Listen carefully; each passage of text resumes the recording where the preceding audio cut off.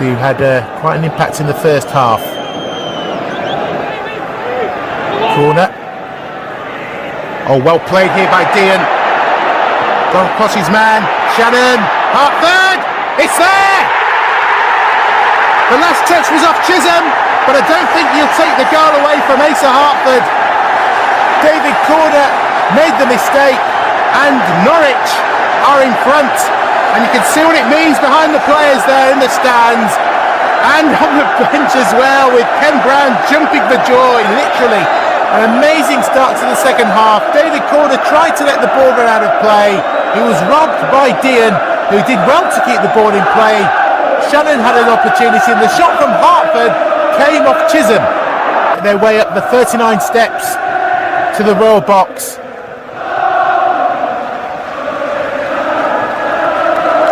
Dave Watson, who was signed from Liverpool not so long ago, receives his medal from Sir Stanley Rouse. Graham Kelly, the chief executive of the FA, looking on. Dave Watson holds aloft the Milk Cup for 1985. Norwich City win it.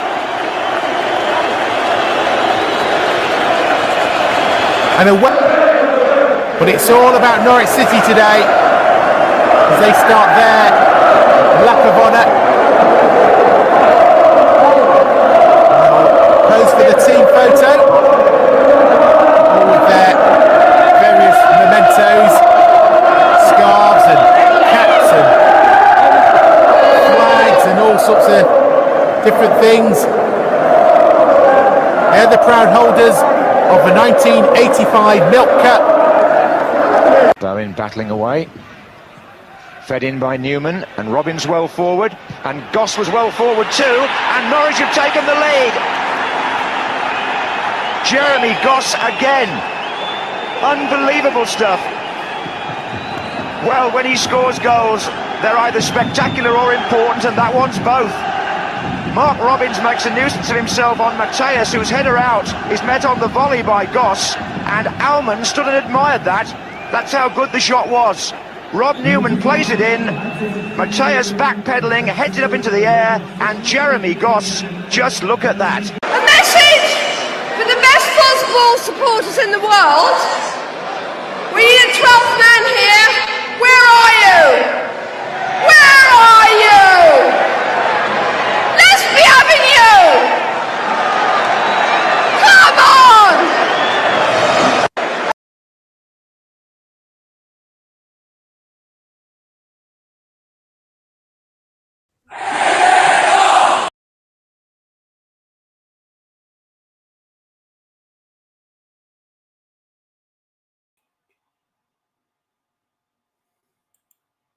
Right, hi everyone. Oh God, that's terrible, isn't it? Hold on.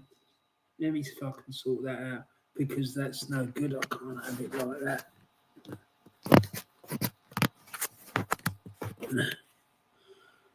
It's a little bit better. Hi everyone, I hope you're all well. I hope you're having a great day on this Sunday, wherever you are in the world. And yeah, today I am doing, well, it's part one of my chat with my mate Michael. He's a massive Norwich fan and football fan in general, really. I've known the guy for, about 40 odd years. And he's a massive football fan. He's nuts about it, absolutely nuts. He's refereed, he's gone to non-league football, all levels. He's like watched football in the second division, third division, first division, Premier League, you name it. He's done it, he's seen it. So, yeah, it's going to be a real good one, this one. And yeah, he's got a lot to say. And I don't know how many parts there's going to be at this stage, but this is the first bit of it. Anyway, let's get into some of these comments. So we got the Aussie Gooners in. Hi, Aussie Gooners. Big up to you, mate. I hope you're well.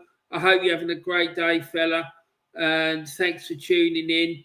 And I see Australia beat the Kiwis the other day in the football, so you must be delighted about that. Nothing finer than beating them at anything. Don't matter what it is. Rugby, football, cricket, you name it, mate. It don't matter. Tiddlywinks. So, yeah, I'm delighted for you, buddy. And Gavin Flaherty, Cove Gooner. This is Crack Warren and Michael. Hi, Gavin. I hope you're doing well, Gav. I hope everything's fine with you, mate. I hope you're having a great day. And I hope the weather's a bit better there than it is here, to be honest. But yeah, nice to see you, man. And Mr. B's in. Let's be having you. Come on. Yes, mate. Yeah, I'm here. Despite the little technical hitch there just now. But yeah, man, I hope you're good. And nice to see the England cricket team are finally doing something for a change. Never mind that the series is over and done with, mate, but never mind. But yeah, it's just going to be a good one. And Gavin says, hey, I'm the only Mick here, I think. Well, I don't know, man. But we'll see. Yeah, we'll see. And the Aussie Gooner's in, and he's saying, we barely beat him, mate. Yeah, he won, and I'm not sure if Chris Wood was playing or not, but he's a handful, that's sure. I'm not sure he's that prolific a goal scorer, but he's not an easy guy to play against. Mind you, I'm sure you would have flattened him, Steve. Mr. B says, won't be beating him in the cricket. Yeah, probably not, mate. But to be honest, I'm sure that the Aussies are destroy England in that Ashes series, that's for sure. The Aussie Goon, Bledisloe Cup, mate. Yes. Well, that's going to be interesting because I saw the All Blacks yesterday and that was an impressive performance, I have to say. I thought they played really well. So it will be a good test for the Aussies because you've been on the an upward trajectory since that second test against the Lions, I'd say. And it'd be good to see how well they do in that game against the All Blacks, because playing the All Blacks at rugby, especially in Auckland at Eden Park's never an easy task. Gavin said, "Oh, good, cheers, Warren. This rate thing called the sun is out here for a while, so enjoying that. Oh, rare thing, yeah. I'm enjoying that. Good for you, mate. Make sure you put plenty of factor 50 on or whatever. I don't want you getting burnt to a crisp, mate." And Gavin, yeah, fair play. Right, Mr. B says, women egg chasers doing well also. Well, yeah, we'll see. I'm not convinced that's going to last, mate, but still. And the Aussie Goon and the Bledisloe Cup is a mythological cup laugh at. We've never seen it as Aussies. Mate, I remember you beating them in the Bledisloe Cup, mate, but it doesn't happen very often, that's for sure. But we'll see. Should I say you're on the up and you've got Joe Schmidt and he's a top quality coach, mate, in my opinion, but we'll see. Anyway, so let's get into the show. I'm just going to let it play. Keep throwing your comments in and I'll interact with you in the chat. So here we go. Here it is. And I hope you enjoy it.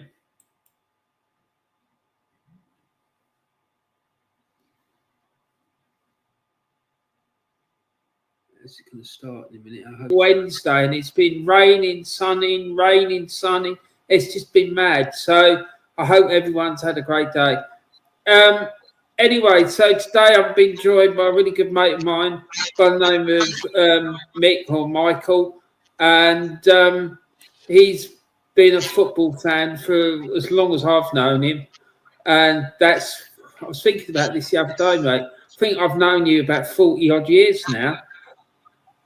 So yeah, absolutely. It's he's a big Norwich fan. He's been to a lot of non-league football. I've been to a lot of football with him. He's got so many stories to tell, I'm sure. So in a minute we'll get into it, but I'm just going to let him say hello to you all. So I'm going to pass over to Mick and let him say hello. So Mick, do you want to just say hello to everyone? Yeah, thanks, Warren. Hi, everyone. Good to see you, mate. Good to chat to everybody. Thanks for the opportunity, Warren. Can relive a few memories and stories from the past, a number of which we shared together over a few years back in the day. But yeah, as Warren said, big Norwich fan. Have been Norwich fan since back in the 70s. But periods in that time where I've been non-league football, some of that with you, of course. And, in recent times, I've been travelling to watch Worthing in the non-league because that's 15 minutes away from my house and not 4 hours like Norwich is. So enjoying a bit of that as well more recently. Yeah, good man. Good man. So, right, basically what we're going to do is we're going to talk about Mick's life as a football fan, as all these shows are. So if we go, can we go right back to the very start for you, mate, and find out where you were born, where you grew up? Yeah, of course. Yeah, well, I was born in the London Hospital, Mine Road, East End of London. So you can't really get any more Cockney than that, because it's pretty close to the sound of the Bow Bells, absolutely. But at that time, we lived up in Holloway, so just off Hornsey Road, which is about probably a mile from the Arsenal, as it was back then. And probably, if you measure it, it's probably even closer to where the Emirates is now. Because if you walk up Hornsey Road from the Emirates, you'll get to the road where I used to live after about 10 or 12-minute walk. So pretty close to there. So that's where I was born and where I sort of spent the first sort of 4 or 5 years of my life up there in London. And then we moved down to Kent, on the Kent-Surrey border, in a little small town called Edenbridge. Which no one will have heard of, but is fairly close to some places that people might have heard of, like Sevenoaks, like yourself, Tunbridge Wells, and places like that. So it's probably about an hour or so outside London, and that's where I spent most of my time growing up, in and around that area. Brilliant. So how did your interest in football get started, Mick? I was thinking about that. So obviously I was around when the '66 World Cup was on, but I would have only been sort of 3-4 years old. So I have no memory of the '66 World Cup at all, although I'm pretty assured that my dad would have been watching it on the TV in our house up in London, in our sort of 2 up, 2 down, outside toilet, no hot running water sort of place. Back in, which no one could imagine these days, living in those sorts of places. So my first actual proper memory probably of football was probably 1970 World Cup. And it's primarily my dad collecting the Esso coin collection that you used to get, filling your car up with fuel. Back in the day, you used to get all kinds of things, and all kinds of garages used to run all kinds of schemes where you could collect things.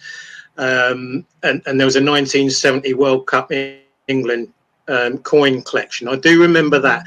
I can't remember a lot about the games. So my first actual memory of watching games, I think, is probably 71 Charlie George Cup final when Arsenal did the double. Yeah. And I have a really strong memory. It was a blindingly hot summer day, and I think I was sort of in the garden and coming in to watch it. But seeing him score the winner in extra time and then lay on his back in that sort of classic celebration of his with his long hair, that's my first genuine memory of watching football at that time. And of course, my dad and all of his family, he was the youngest of 10 brothers and sisters, all big Arsenal fans, of course, coming from where we came from, all around that part of London. So that's probably my first real memory of football.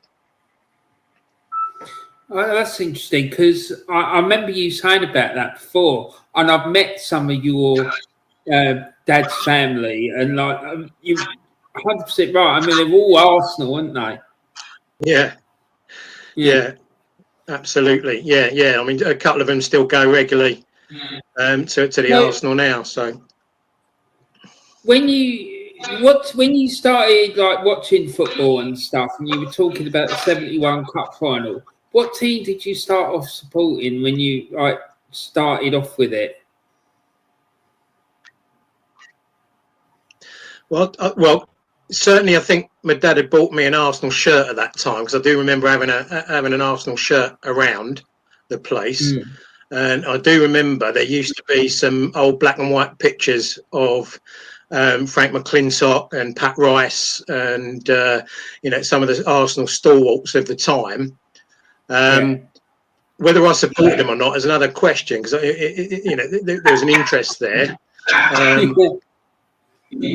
I mean, but the first time I ever went to a football match, which I know you were probably going to ask me this, was at Crystal Palace, and that's a slightly different story. So I think that was 1973. It was the first time I actually went to a proper game, Right. And that was due to the fact that a friend of mine who lived near where I did, he went to a sort of different school, private school, him and his brother, but I knew him because he lived round the corner. And they were Italian. His dad was an Italian guy, and he used to run the ladies' hairdressers in the town, Enzo's. So he used to watch football, and he used to go up to Crystal Palace now and again. So I remember an occasion when he said, would you like to come up with us? And I said, well, yeah, and I asked my mum and dad if I could go, because I would have been about 9 or 10 at the time, I suppose. And I said, yeah. So, I went up to Crystal Palace, which was probably about an hour or so away in the car. And I still have that memory of being there. I know I think we were in the side. We certainly weren't behind the goal. And I think we went to 4 games, according to my records, that season, Palace.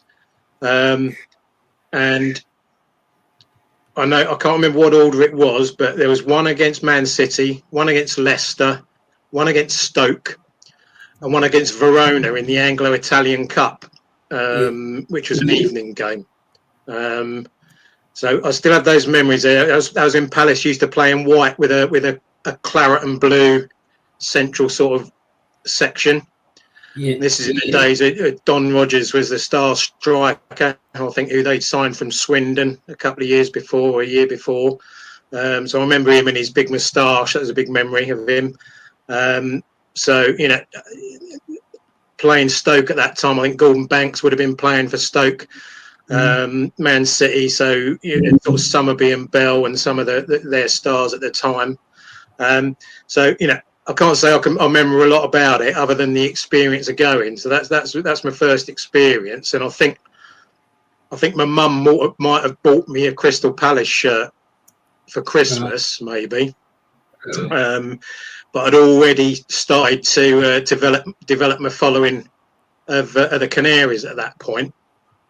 So how did that happen, though, Mick? How did that take root? The business about following Norwich. Well, so my mum's family on one side come from East Anglia. So on my mum's father's side, their family originated from East Anglia. Now, keep it quiet, but it's sort of slightly over the border in Suffolk. But keep quiet about that. So we'll have a little chat about them in a little while, mate. But... Yeah. So sort of in all the enemy territory, Saxmundham. But because of that, we used to sort of go up to East Anglia quite a bit, and holidays in the summer up to sort of near Great Yarmouth and that. So obviously meeting up with people, seeing them regularly. They were all sort of following Norwich, and And then when Norwich got to the League Cup final in 1973, and then again in 1975, that's sort of where I sort of think, yeah, well, this is all right, isn't it? So we'll have a bit of that. Thanks very much. So it was probably from then, sort of about 73 onwards, where I sort of was taking an interest in sort of following their results and their matches and everything. Sadly, lost both of those cup finals, both 1-0 against Tottenham and Aston Villa. But so that's where it started, and it sort of stuck from there. Now, I suspect part of it was also to put my thumb up my nose to my dad as well, of not supporting Arsenal. So there's probably a bit of an element of that to it. Well, in your early part of your life, you were like real deep in Arsenal territory, weren't you? If you were living in the Hornsey Road. Yeah, absolutely. Yeah, exactly. And so even moving down here to Kent, we would go up to see his family, most weekends, or sometimes they come and see us. So there was a lot of Arsenal stuff going on in and around the place. Exactly. So where you were growing up, I mean, how was it for you, like being a Norwich fan? I mean, particularly I'm talking about when you came down to live in Kent. Yeah. Because I don't know too many Norwich fans in Kent, I have to say. No. I mean, I've come across a few sort of all across sort of London and the South East over the years. But at that time, when I was, at that age and in my teen years, nobody that I knew would be supporting Norwich.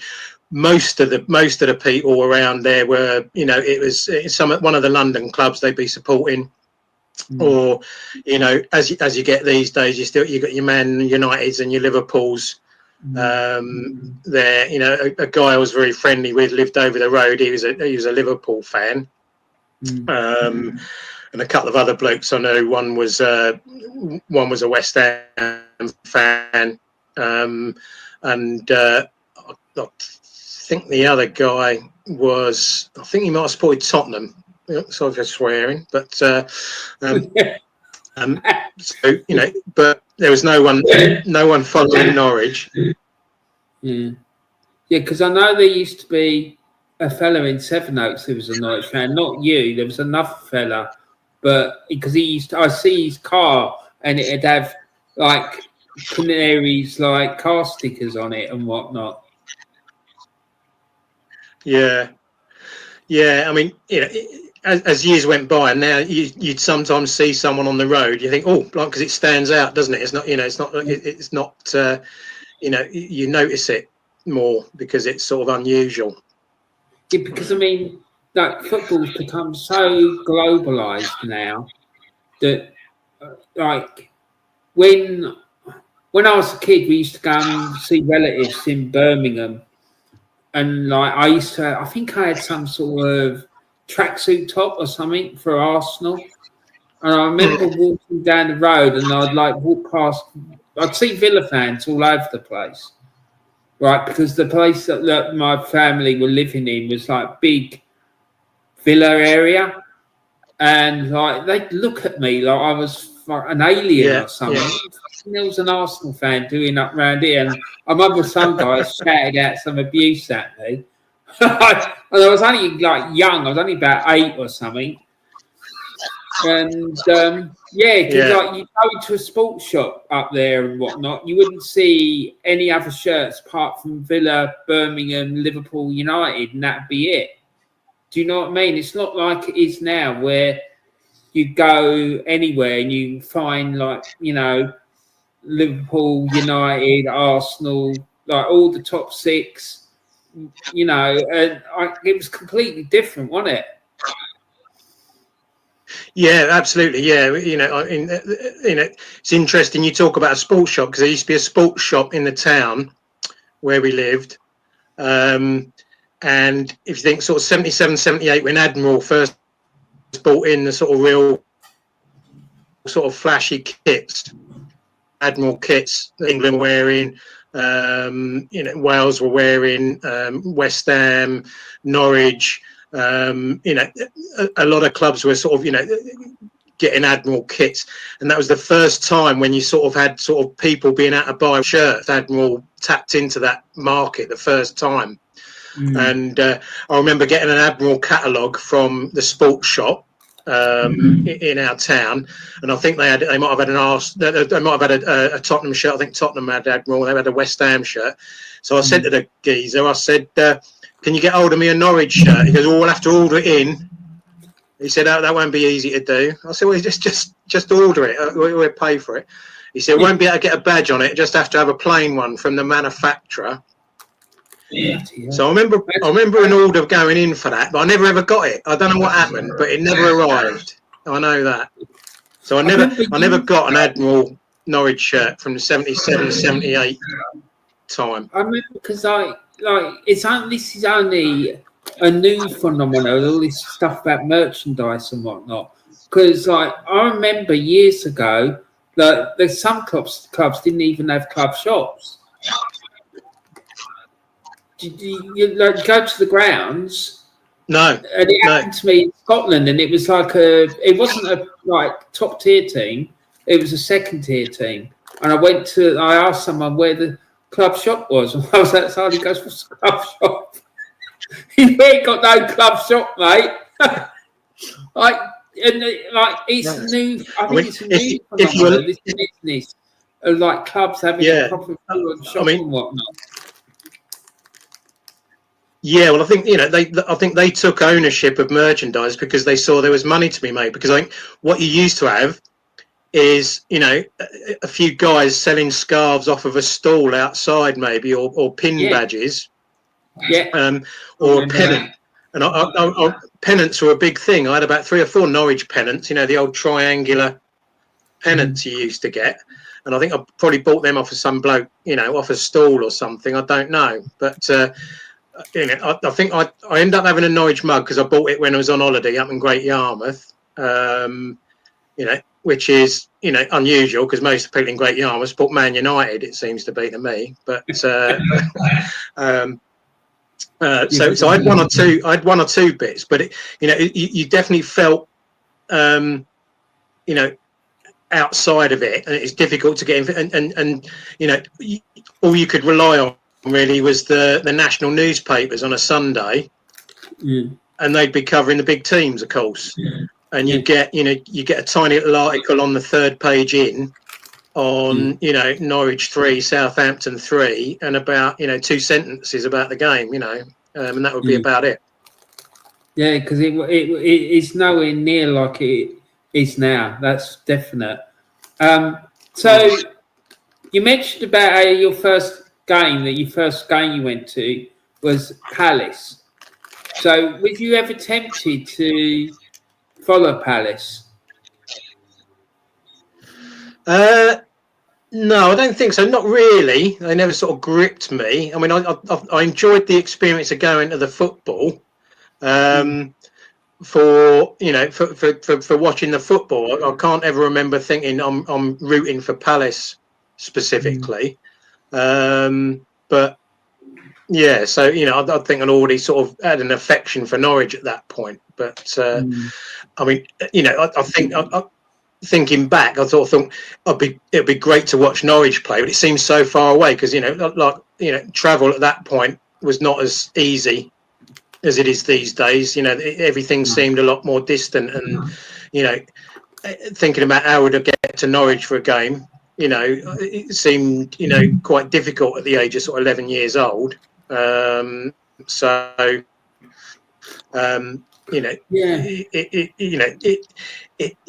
It was something I wanted to do, but never had the opportunity until 1978. So what happened in 1978, mate? So in 78, FA Cup third round draw. Norwich drew Leyton Orient away in the FA Cup. And one of my dad's sisters who lived up sort of on the way to Black Horse Road in Walthamstow. Yeah. We used to drive past Brisbane Road to get to her house. Okay. So my mind's thinking, that's a possible then, isn't it? Because that's not that far away, and we know where it is.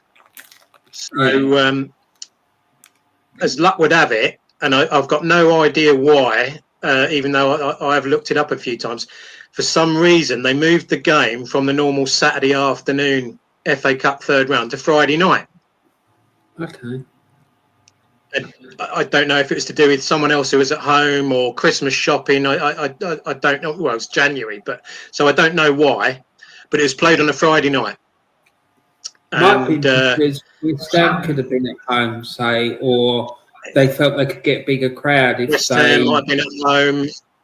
Yeah. It could have been various reasons, but but they moved it to a Friday night. And what just so happened, because my dad worked shift work, he was off. So I sort of said, can we go? Go up and see your sister and go to the game. And he said, oh, yeah, I suppose so. He wasn't overly keen, but he said, yeah. So me and a friend from school went up there and went to the game on a Friday night. And you know, I remember sort of being in the side. I can't even remember if we were in the away section or not. I think we were. But I remember the game quite vividly. Because obviously, you know, you would normally expect Norwich to beat Leyton Orient then, but Leyton Orient took the lead, and Norwich equalised late on with a leveller from Roger Gibbons. I remember that. So only about 5, 6, 7 minutes to go. You know, then when the replay happened, Norwich lost 1-0 at home, and I think that was the year that Orient got to the semi-final in '78. Yeah, they lost to Arsenal in the semi. Malcolm Allison in his bloody fedora hat and all that. So, and a couple of sort of things from that game. Peter Kitchen, who was playing for Orient at the time, I played five-a-side against him a few times, much later, because he was living near where we lived in Kent. You know, nearly 20 years later. And someone else who was playing for Leyton Orient at the time was Glenn Roeder in his younger years, right? Who obviously went on to become a Norwich manager, and probably one of the most despised managers they ever had. But that's another story entirely. Yeah, we'll maybe touch on that a bit later. But how was it? I mean, I know you said that you went to the Palace game and you've been to this game at Orient and whatnot. What was the experience like for you, like being in the ground? What was it that you liked about it? Because obviously there was something about it you really enjoyed. Otherwise, you wouldn't have wanted to go back.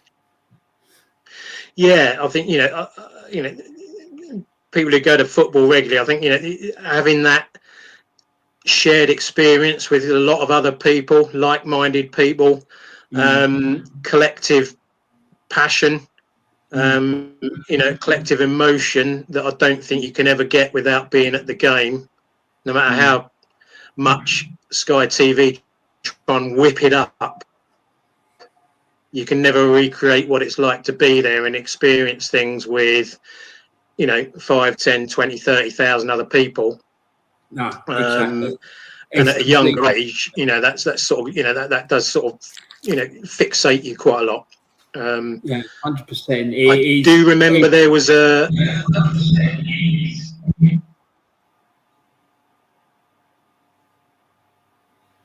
I do remember there was a modicum of violence around, because I remember police pulling people out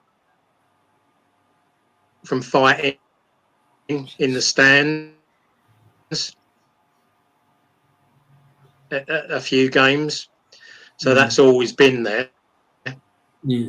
But that side of it was, it was always a concern, wasn't it? Like whenever you went to football. Like I remember, I've been telling people this for a while, that going to football in the 70s and 80s, you always had to be when I started going on my own, like I was always on my guard, especially for away games. Like even like going to like clubs Yeah. that were a lot smaller. I remember going to Reading and I was on my fucking guard walking from the station to the ground because don't matter how big or small the club is, if you come up against a big fucker who like wants to punch you on the nose, it's going to hurt as much as whatever club they support. Do you know what I mean? Yeah, absolutely. And very much, and in terms of when I did start going and with a lot of the away supporters on the same train to Norwich, because there's not a lot of ways to get to Norwich, so everyone's travelling in the same direction. So you'd be sometimes sort of running the gauntlet on a train full of away fans, especially if it was a London side. There are clubs who got you knew they had a naughty reputation, and you were going to be on your guard. You wouldn't be making it well known that you're a Norwich fan. If you wouldn't be having colours on display. And I had various run-ins over the years. Ending up in fisticuffs and blood and sort of punched noses and God knows what. Yeah, it was dark days, mate. It really was, but it's part of life, unfortunately. So, I mean, in those early days, Mick, if you weren't able to get to the games, how did you sort of keep an eye of what was going on? Because people need to understand that if football wasn't like it is now, it was like almost every game's live on TV, or like you can see like live like screening of it. So how did you sort of keep up with what was going on? Yeah, well, as I said, you relied on the national newspapers, and the national newspapers would be fawning over the big clubs. It would all be, your Arsenal, your Tottenham, your Liverpool, your Man United, and the more provincial clubs, unless something notable happened, would hardly get much of a mention. So, it was difficult to get a lot of reporting. Back then, and in terms of football on the TV, the only real live game was the FA Cup final every year, as you'll remember. That was live. That was live football, which is why, for me, probably that's still one of the biggest competitions and the biggest thing.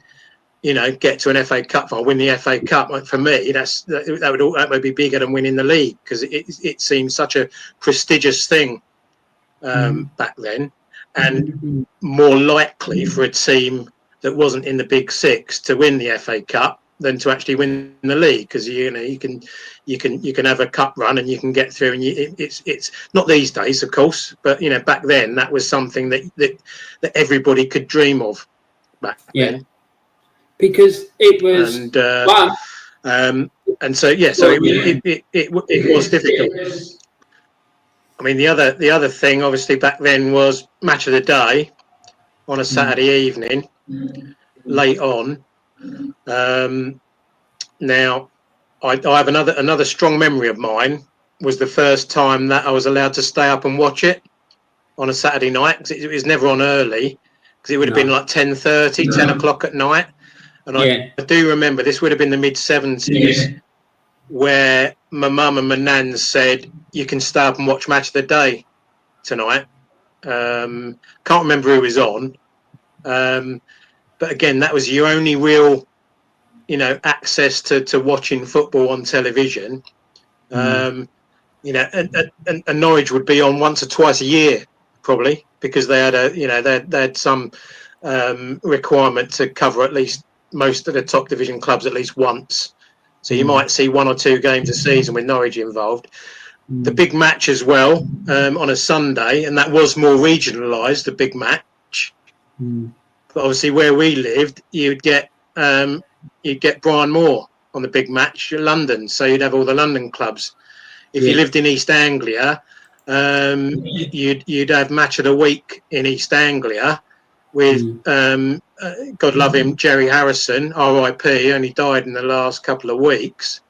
And they would show some of the local games, which might be Ipswich or Cambridge or Norwich or Colchester. But living where we lived, you never get any of that on the big match. So, were you able to pick up Anglia TV though in Kent? Because no. I know that if you pointed sometimes if you pointed the aerial in the right direction, you'd be able to get it. Because I know, like the signals come from Bluebell Hill in Maidstone Yeah.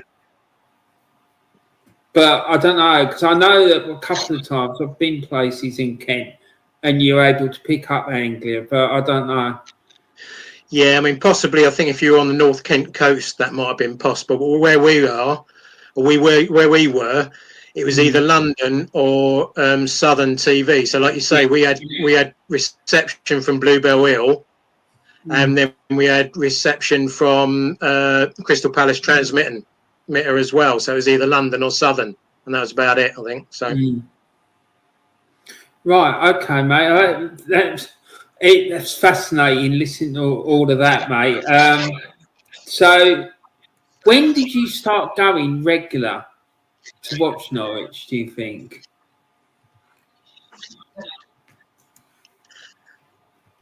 That was probably about 81, I think, which was when I worked out a way of doing it and being able to get there and back in a day, and having a little bit of access to some money to be able to get it done. So I think 81, I started travelling to watch some home games at Norwich. I used to get the train from where we lived up to London Bridge, walk to Liverpool Street, get the train to Norwich, go to the game, come back, train back, walk back to London Bridge from Liverpool Street, get the train home, leave home about 8:30 in the morning, get home about 9:30 in the evening. I could do the whole thing for a tenner. Wow. £7 return on the train. Yeah. £2.50 to get in, 35p for a programme, and about 15p for a Mars bar at half time. With a bloke who used to walk around with a trolley. Yeah. Wow. So, like,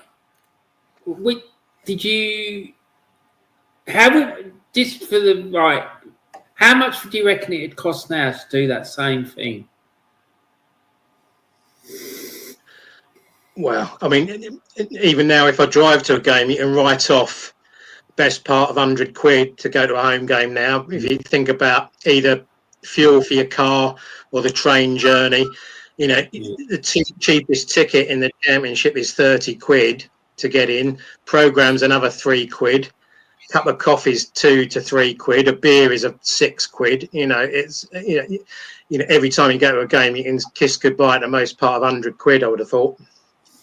I can imagine that the rail ticket is probably about 60, 70 quid, isn't it? Now. Yeah, something like that. I mean, the London Supporters Club do a deal as they used to do back in the day as well. So if you travel with a London Supporters Club, I think you can get a return ticket for about 38. So that's a quite a nice discount. Yeah. Well, that is good. I mean, because I remember I went to a couple of games with Middlesbrough London Supporters Club, and it was a lot cheaper than standard rail fare. Yeah. Yeah. You know. So what was it like getting tickets for the matches, Mick, when you started going? Was it easy to get tickets, or was it tricky? For most games, it was pretty simple. You just turned up, put your £2.50 down, and went in. You know, I was always on the Terrace, always on the Barclay Terrace behind the goal. So you know, there was seating available, but I never took it back then. You know, and it was as easy as that. I remember a couple of games where you did have to get tickets in advance. Big cup games. I remember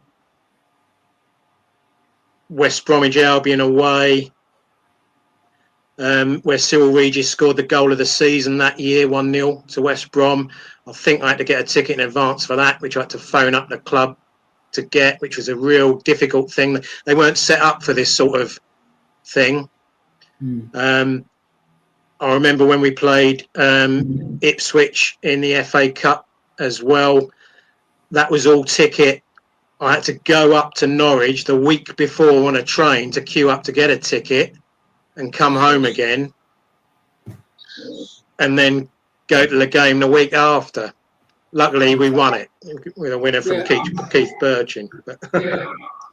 I remember doing something like that for an Arsenal Spurs semi-final replay in the League Cup, right?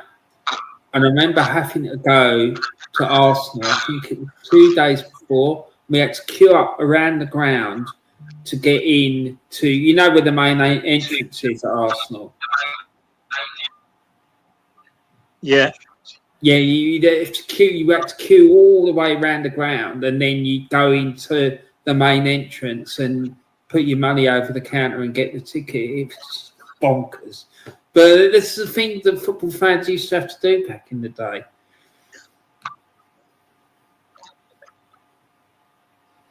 Yeah, that was just part of it, wasn't it? That was just part of it. Yeah. You know, you just had to do it, didn't you? And you know, it's you know.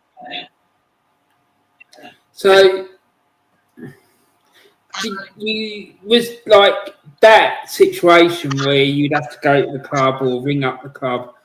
Was that normal for if you wanted to go and watch Norwich play away, or was it easier for away? No, games? I think it was very much the same. If I went to an away game, I didn't go to loads back then, but yeah, you just decide to go and you turn up and pay to get in on the day. Generally, you know, Okay. you would run the risk, like you said earlier, of, you know, back in those times, you know, away supporters would be, you know, often walk to the stadium from the train station or from buses. But if you were travelling independently, you'd have to sort of, again, keep yourself a bit of a low profile. You know, back then. Yeah, exactly. Or in some places that went on for a long time. I remember going to Newcastle one night and being picked up by the police outside the ground and being asked where you're going. And so we're going back to the station. You say, you better get in the back of this bus in the back of this van for your own safety, because they won't take kindly on you walking back to the station. So. Well, it's good of them to do it. Do you know what I mean? I have to say, yeah, they're paid to, because, yeah, no, I wouldn't want to mix with a load of Geordies, mate. no. So, what was your early match day experience like, Mick? Like, you know, did you go through a set routine, or what would happen? Yeah, there was, you know, part of it because of the travel, but there was a early days when I was just travelling on my own. It was, you know, get up early, you know, walk to the station, get the train to London Bridge, walk to Liverpool Street, you know, see if you could get something. You know, not like today, where you could get a cup of coffee or a sandwich because there's 50 places you can buy something. You'd be lucky to be able to get something. But I do remember there used to be a McDonald's on the corner of London Bridge for a period of time. So I used to nip in there for a bit of breakfast on the walk to Liverpool Street, get the train to Norwich, and, you know, usually sort of go and have a couple of drinks before the game. When I was to London's Supporters Club, we'd all go into the Nelson Hotel opposite the station, have a couple of drinks in there, generally get into the ground about 20 to 3, but still is that muscle your way into your usual spot on the Barclays Terrace. Yeah, you came when we went to see Arsenal play 0-0, didn't you? Yeah, that's right. And it was like, I remember and rightly, missed it twice. Yeah, it's just next to the river, just opposite the station on the river. Yeah, that's right. It was I lovely. remember that because nil-nil. Yeah, 0-0 and Arsenal missed a twice taken penalty. Yeah, exactly. I remember that as well. I think Perry Groves took one of them. Yeah, I can't remember who took it, but I think it might have been two takers. Yeah, and they both missed. But yeah, well, so the first one might have been saved. I can't remember now. But yeah, but like, so you get to the ground, you get in the ground, and what happens after the match is finished? Do you just go straight back home, or do you go to the pub for a pint before you come well, home? usually you make your way back to the station really, because I think I can't remember what time the train used to leave, but it was not that. It was probably about 5:30 or something like that. Right. Now, one of the games was to try and get a copy of the Pinken, the old sports paper that come out on a Saturday evening, which used to come out officially about 5:30. But there used to be like a newspaper kiosk near the station, and sometimes they'd have the delivery about 5:20. And so one of us would be just waiting there, buying copies of Pinkens for anyone who's giving you the money, and then legging it to church, make sure you can make the train at 5:30. Bloody hell. It's just unbelievable, isn't it? The difference between what it was like then and what it's like now. So how does it differ now when you're going? Now,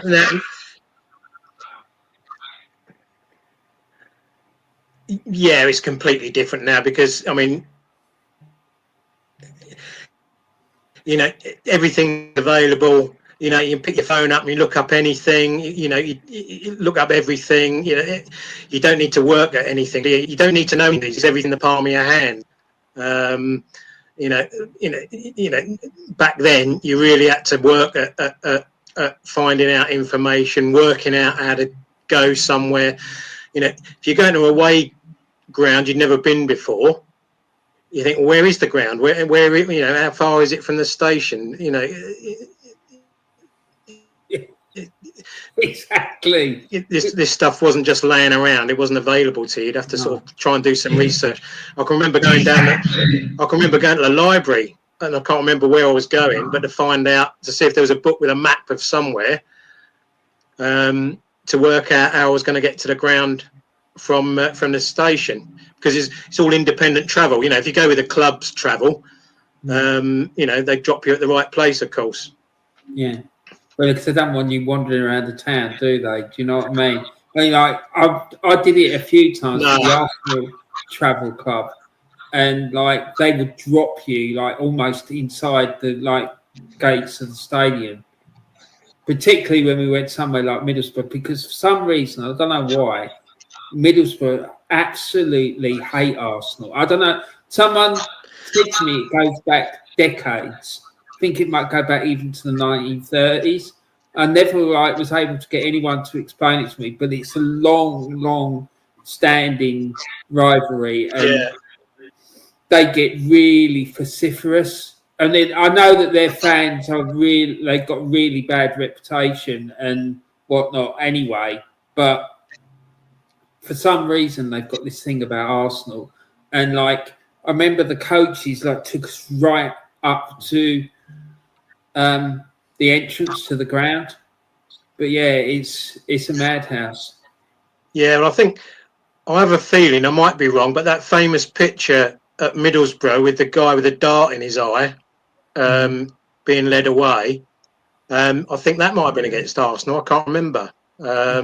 But yeah, so if that was the case, then yeah, there's obviously some animosity. I've been there, and they do like throwing stuff, because I remember they were throwing jacket potatoes, but they put razor blades blades into the potatoes, and then throwing them at us, and fucking darts and all sorts. That was a regular, at Norwich, where in the Barclays stand you had the home area, and then there was a sort of no man's land fenced off, and then you had the away area. But it was there was always coins being lobbed, apples with razor blades in, so you'd have to sort of have something with a hood, to shield you. I've been caught with some coins on my head in the past. So again, you just thought that's normal because that's just what happens at football back then. It was just normal, wasn't it? Yeah, exactly. It's like, again, stabbing. It's about being on your guard and stuff like that. So what we're going to do now, we're coming up to a bit that I think is going to be quite entertaining. So I want to talk about modern football, right, and your thoughts about it, and how you think it can be improved. But before we talk about that, I'm going to play a little video. All right. So watch this video, and then we'll have a chat about it. Well, I've got two actually, so we'll watch two of them. So one of them's Vinnie Jones, and another one's Alan Shearer and Gary Lineker. But let's watch Vinnie Jones first. So, all right, mate. Holes in socks. Bollocks. Game's gone. Why are they doing that? I think probably so that they're not putting all that pressure on their calf muscles. I think. Get a bigger pair of socks. Come on, lads. Not celebrating against your old team. Yeah, I see that. Fair play. I think that's fair play. Not if you had a good infinity towards the club and a good rapport with fans. No, no. Semi-finals at Wembley. No. Don't agree with it, never have done. That is the sacred turf, that is the international, that is the FA Cup final. And it devalued it, and I think it devalued the cup final, the FA Cup. What about VAR? Hate it. There ain't enough goals in football as it is, and when you're saying the bloke's offside that much, what I would like to see is that's offside, not that. Yeah. There's a complete gap. Is you forward? Yeah. Any part of him touching the defender, you're on. It has to be that. Yeah. You have to see a divide for it to be offside. More goals. That's what we want. More goals. So then you'd keep VAR because if they gave an offside and you go, no, actually, yes, because then you could show even the viewers at home a gap, not a tiny f***ing fingernail. If you could bring one change into modern football, what would it be? It'd be the VAR offside. I want more goals. And I also want to see more bookings when these f***ers roll over and they're not been touched. Or a red card. I mean, there's a proper red card. Geezer goes over. They do VAR. He ain't f***ing been touched. And he gets up. I'll get up with a warning. Well, he's trying to get the other geezer sent off. Go. Boom. VAR, red card. Red cards for diving. Yeah. Right. So the next one is going to be Alan Shearer talking to Gary Lineker about VAR. And the language is a bit strong, so be warned. Are these? Fuck knows, Alan. Tell me, what the fuck are they thinking? Fuck knows, Alan. Tell me, you're not going to re-referee, you're not going to interfere, and it's only for the clear and obvious. Three things. Where have those three things gone? It's bullshit. Why? Seriously, what has happened to the game that they don't want to re-referee, they don't want to interfere, and they're only going to give the clear and obvious? Tell me what's happened to those three things, please. Howard Webb, you're in charge. Tell us what has happened to those three things. Because every single game, you're re-refereeing and you're interfering and you're not giving decisions that are clear and obvious. Now, please explain to us what has gone wrong from when you announced it to now. Right, so let's get rid of that. So, yeah, well, I mean, let's talk about, well, for a start, what did you think about those two videos and the issues it raised? Yeah, I mean, I agree with a lot of what Vinny said. I mean, not often I agree with Vinny, but I agree with him a lot about modern football. And I over time, I've sort of slowly lost my interest and passion for what has become a bit of a media-driven, money-grabbing circus. Particularly in the Premier League, and increasingly so in the Championship. I remember you and I wrote that article for that Maidstone fanzine back in 1992, saying the Premier League would be the death of football as we know it. And of course, the Premier League's bought loads of money and loads of glamour and loads of coverage and wonderful stadiums, but it's not the same thing I used to watch, and not the same thing you used to watch. And I'm not sure I like it, to be honest. And that's why in recent years I've drifted into going to see non-league football, where it's a little bit more like it used to be at the top professional levels, where you feel an absolute connection, and it isn't something at arm's length, that's in a part of a media frenzy, that you're sort of considered just a stakeholder in, and hand over some money. You can watch us do what we're doing. That has definitely contributed to going to professional football less, and going to non-league football more.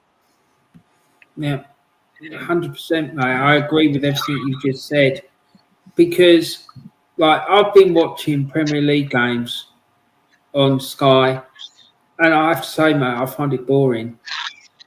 I can't bear it. It's like wingers not wanting to take on a fullback. They'll get the ball, they get near the fullback, and then they'll stop and then turn around, pass the ball back. It's sideways, backwards, sideways. What about taking on a man? Do you know what I mean? If the likes of Tom Finney and Stanley Matthews were playing now, they wouldn't get game, because they'd want to take on the defender and dribble past him, but no. It's not for me. And all this business with, what Vinny was saying about the VAR, and I'm advocating this for a while now, about this business about there having to be a gap for it to be deemed offside. I'm all for that, because it's just ridiculous. How can you be offside because one of your nasal hairs is in an offside position? It's ridiculous. Yeah, VAR. I think VAR is killing the game even more. It's taken away, as I described earlier, the reason you go is for that feeling of tension and anticipation, and that sudden release of excitement and jubilation the moment the ball hits the net. And to be able to sort of say, well, hang on a minute, is that a goal or not a goal? That just, you might as well just be watching it, on TV 100 miles away, because it just takes away the real the real emphasis of what football's about and being there, to me. And I think talking as a referee, and we may talk about my officiating career, having officiated for nearly 15 years as well.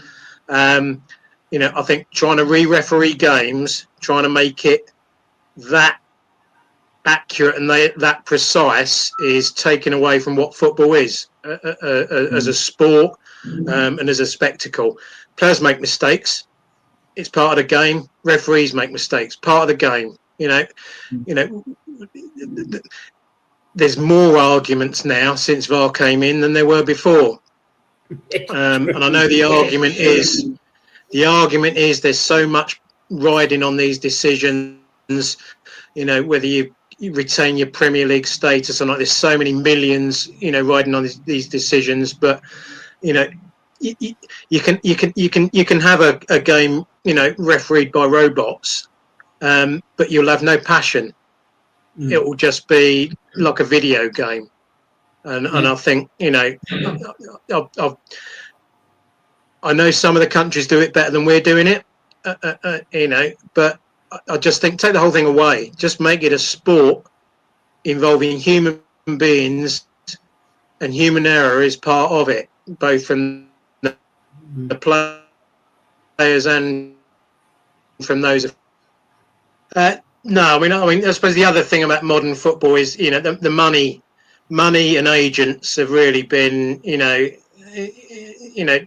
too heavily involved. It's a sad day when the amount of money you spend and transfer window day has become as big as a match. What's going on when, somewhere we've lost the focus on what it's all about, haven't we? I mean, 100%.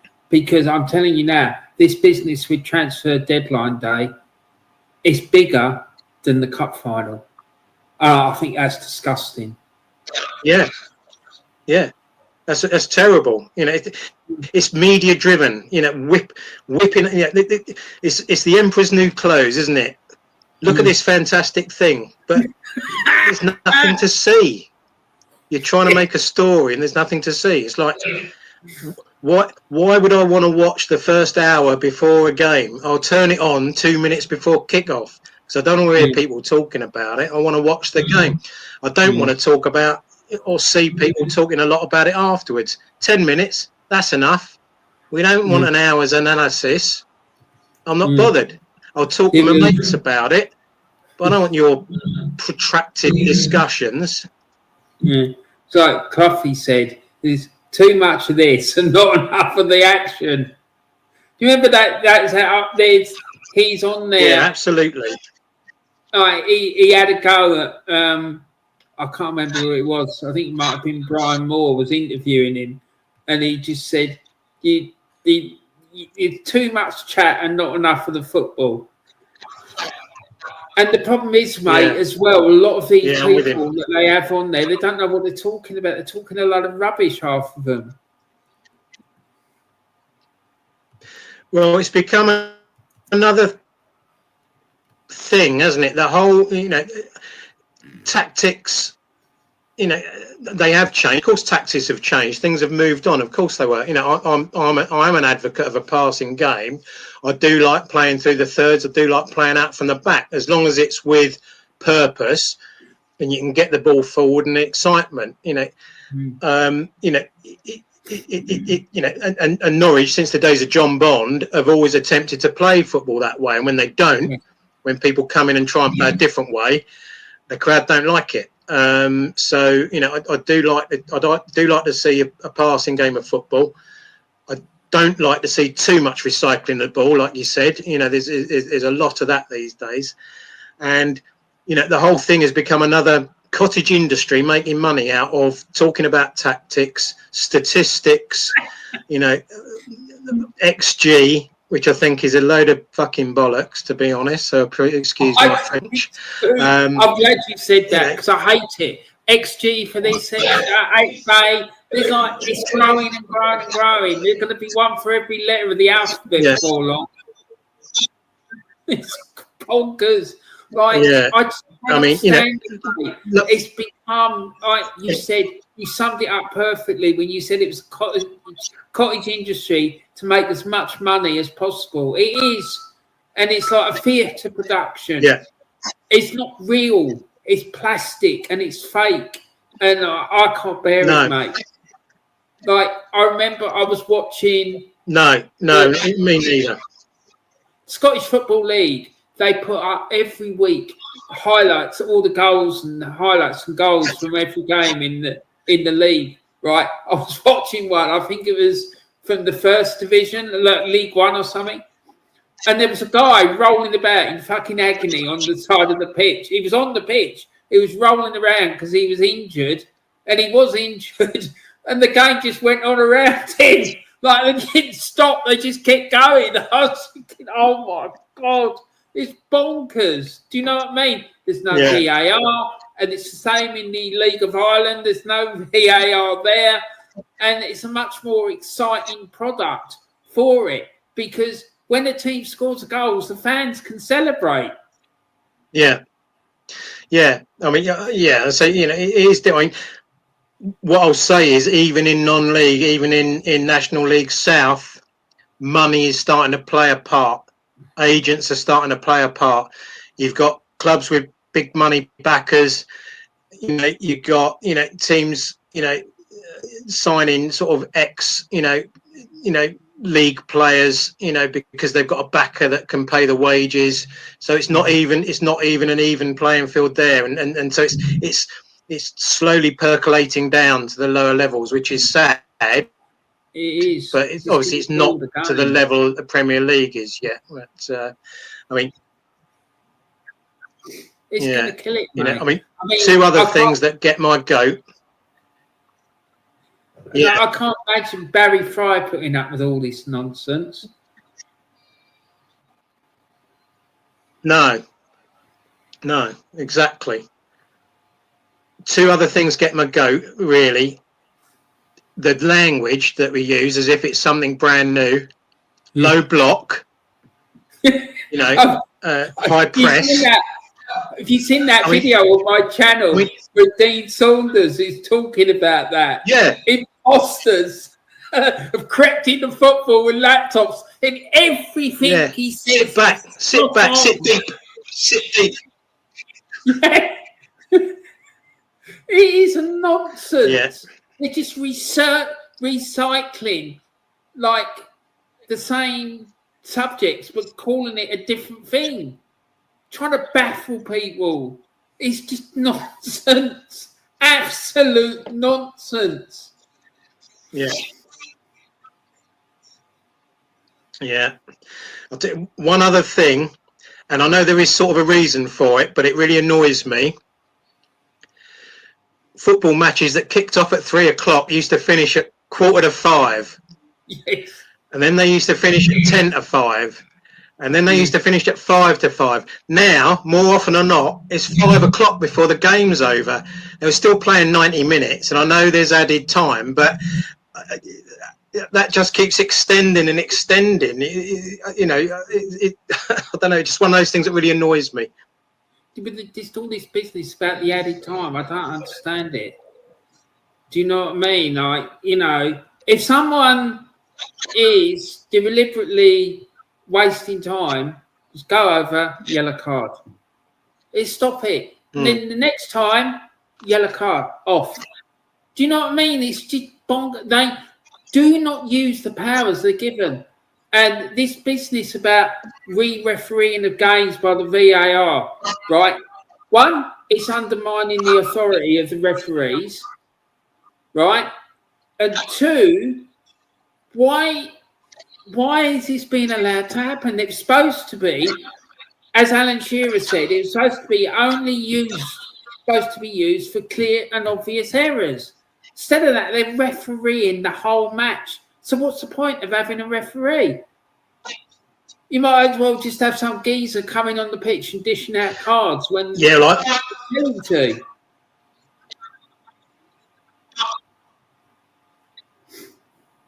Yeah, I think it's changed the way referees referee a game. I mean, speaking from, I've refereed a lot of games and run the line in a lot of games. It would change the way you operate, I think, knowing that there's someone else who could check whether you were giving something was right or not. I'd have hated it when I was refereeing, and I hate it from a fan's point of view of watching it. I think the whole thing is ludicrous and not needed. Again, we've invented a solution for a problem that wasn't really there. 100%. Because I just think it's undermining their authority as a referee. Because for players standing there and they've been scored a goal, it's been ruled offside, and then it's like VAR have stepped in and said no, it was onside. I mean, they're going to look at that referee and think, well, does this guy actually know what he's doing? I ain't gonna take any notice of what he's doing, and I just think that's wrong. Like, referees should be like sacrosanct. You should, like, there'd be, you shouldn't be questioning their judgment. I mean, because that's the whole point of them being there, is one man's judgment.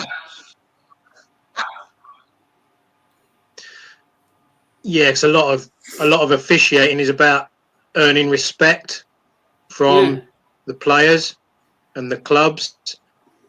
And for me, when I was officiating, that would start the first time you got the phone call to confirm the game. Be professional. You need to give that impression you're on it, you know what you're doing, and you're not going to be ballsed around with. When you turn up at the ground, you turn up. You're looking professional. You've got your blazer and tie and smart clothes on. You do everything properly. You make sure they see you inspecting the pitch. They make sure that they're thinking, hello, we ain't getting anything today. We're going to have to, be on it today because that ref looks like he knows what he's doing. Even if you don't really. Like I always say, when I was, other referees and that, I'll say, give your decision, give it with confidence. Sometimes it'll be wrong, but a lot of if you give it with confidence, a lot of the time it'll just be accepted anyway. So, no, 100%, I completely agree with you, and you've got to earn that respect. Yeah, I just think this VAR. Otherwise, as you say, the players will. Because I just think that this VAR thing, it undermines referees' ability to do that, because they're just thinking, well, what's the point? The VAR are going to step in anyway. Yeah, 100%, mate. Yeah, I think it's just taking away yet another thing from the game. It's not right, mate. It isn't. It's like, I'm very fearful about the direction that football's moving in. I really am.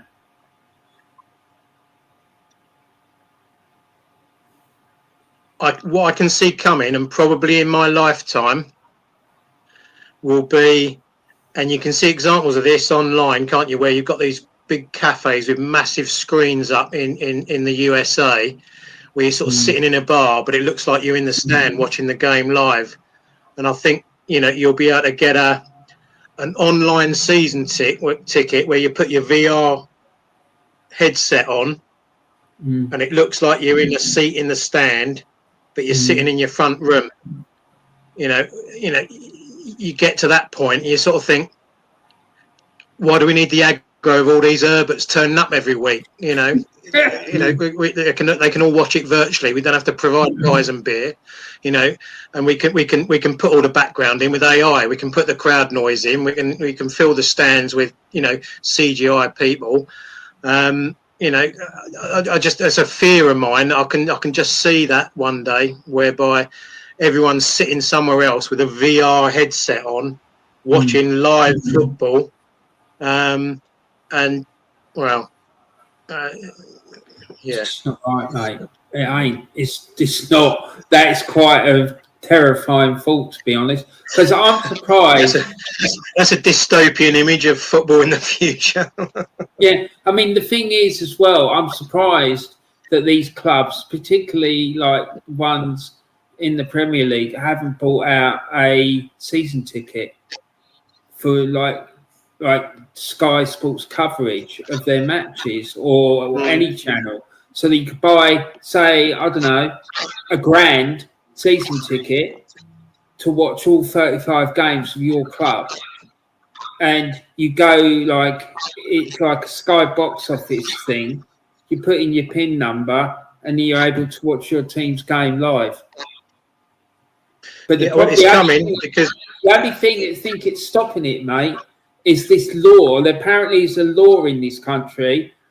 I think I'm right in saying this, that in England, you're not allowed to screen live matches that kick off at 3:00. And this has been going back to when when football started getting broadcast on TV. Yeah, you're right. I think that is, and I think that is looking to be changed soon, though. I mean, I think we do need to be careful because when there is live television on, that probably does affect non-league crowds and crowds of lower league football.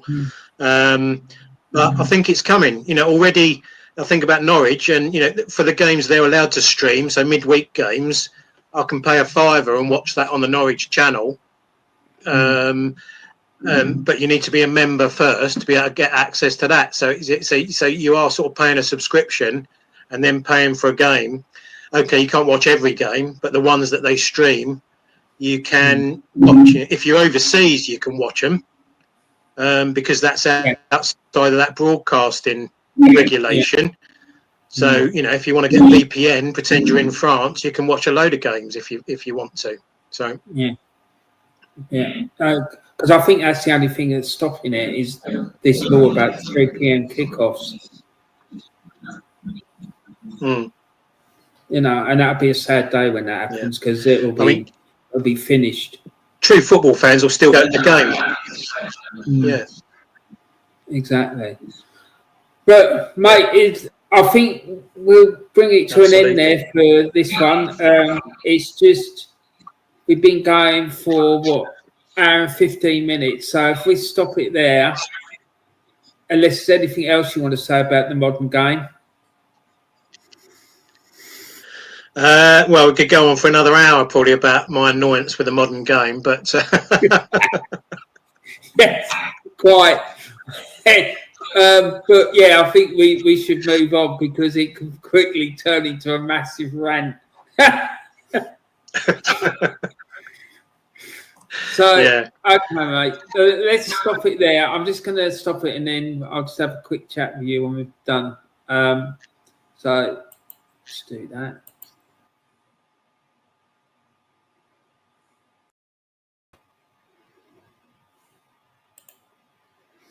Right, hi everyone. I hope you enjoyed that. I thought it was brilliant. I'd like his comment about the Emperor's New Clothes. That was absolutely spot on. That's typical Mick comment. Like I said, I've known this fella for years and years and years, and he's able to cut through bullshit just like at the drop of a hat.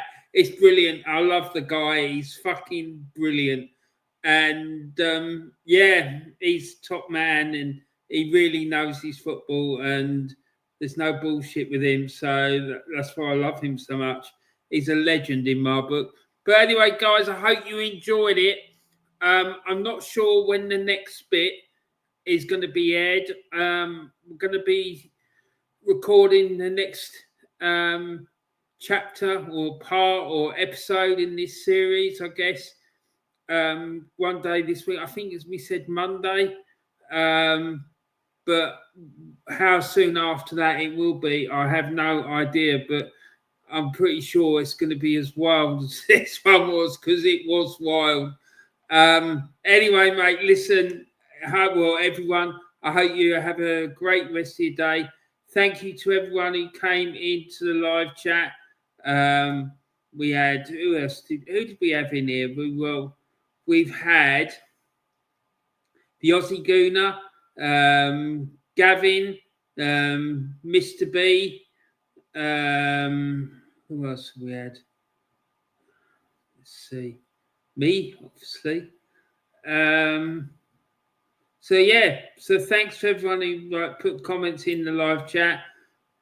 If you're watching this on playback, please put a comment in the comment section about what you thought about the issues that we raised in this discussion, because I'd be really interested to hear what you've got to say.